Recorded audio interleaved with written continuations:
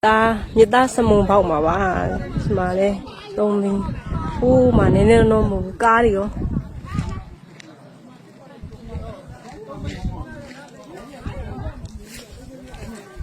မကြည့်အောင်ကြည့်အောင်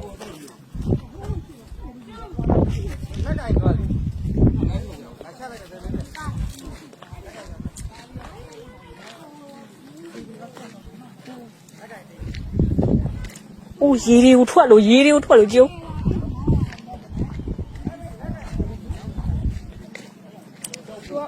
အောက်ထဲမှာမြည်ကြီးထားတဲ့အစီအစဉ်ပဲ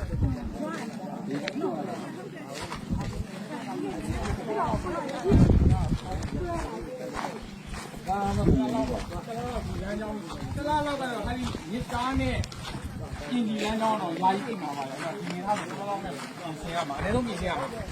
တရားကတော့ထိခိုက်မှုတိတ်မရှိဘူးနဲ့ဒီပြည့်ကြောင်းကြတော့အင်မတန်မှ ဟိုမှာကားကြီး ဟုတ်ကဲ့ဟိုဘက်ဆက်သွားလို့မရတော့ ရတော့ဘူး ကူးကြမှာတော့ခင်ဗျားတို့ထုတ်ကြည့်နေအဲ့ဒါကြီးကို ကားတစ်စီးမှာ လဲတော့သွားတာမဟုတ်ဘဲနဲ့အရှင်းမလို့